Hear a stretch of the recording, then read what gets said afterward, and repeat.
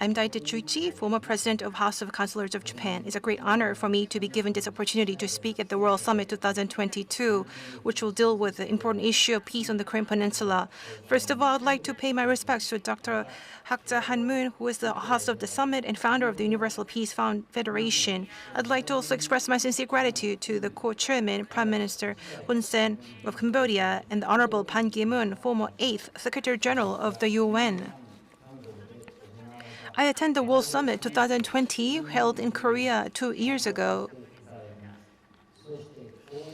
And I am proud to say that I was given a chance to speak as a representative of Japan on the very platform where Dr. Hakja Han-moon was seated in the presence of leaders from every field, including heads of state and governmental officials from countries around the world. I still cannot forget how moved I was back then.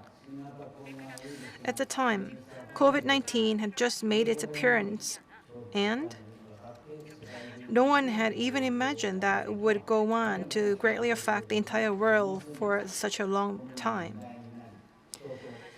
Now that we live in the coronavirus age, it is required for people to socially distance themselves from one another, and stronger restrictions have been put in for people traveling across borders. In a sense, it has destroyed relationships between people and nations and isolated them from one another as nothing else could have. In this respect, we have now ushered in an age that requires a spirit of interdependence, mutual prosperity, and universal values, as spoken by Reverend Sun Myung-moon and Dr. Hakja Han-moon. And the place that particularly needs that spirit more than any place else is the Korean Peninsula.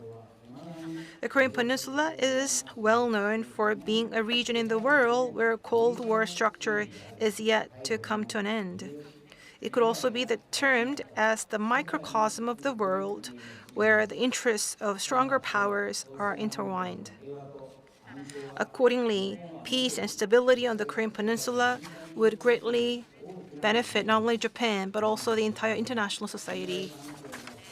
It is important to encourage communication and cooperation so that a relationship of trust can be built between South and North Korea, and an environment that leads to peaceful unification of the Korean Peninsula can be created. When we consider the tragedy of a people and a nation sharing the same long history, culture, and language being divided into two halves and at war with each other, it is only too obvious that the most earnest wish of the Korean people would be the unification of South and North Korea. Japan is also having trouble with North Korea with regard to the latter's nuclear missiles and kidnapping of Japanese citizens. If such problems could be resolved through the peaceful unification of South and North Korea, it would be a welcome solution for Japan as well. In the New Year, North Korea has launched missiles 7 times in the period of 1 month, which is a cause for much concern in Japan as well. I therefore believe that it is a timely endeavor of the UPF, an NGO affiliated with the UN, to host the summit at this time, whose aim is to bring about peace by promoting mutual trust with Pyongyang through non-governmental diplomacy and passing on the message of the international society to North Korea. It is quite unfortunate that I am unable to visit Korea to attend the summit due to restrictions in overseas travel because of the COVID-19.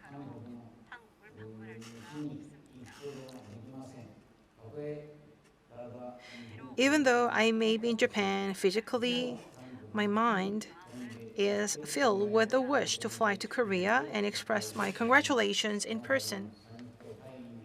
I truly hope that the summit will provide an opportunity to find answers to the various problems on the Korean Peninsula through the messages of heads of state from nations across the world, and Dr. Hak Ja-han-moon, and that will be the first strong step taken toward the peaceful unification of South and North Korea. Thank you for allowing me to greet you on behalf of Japanese attendees and leaders.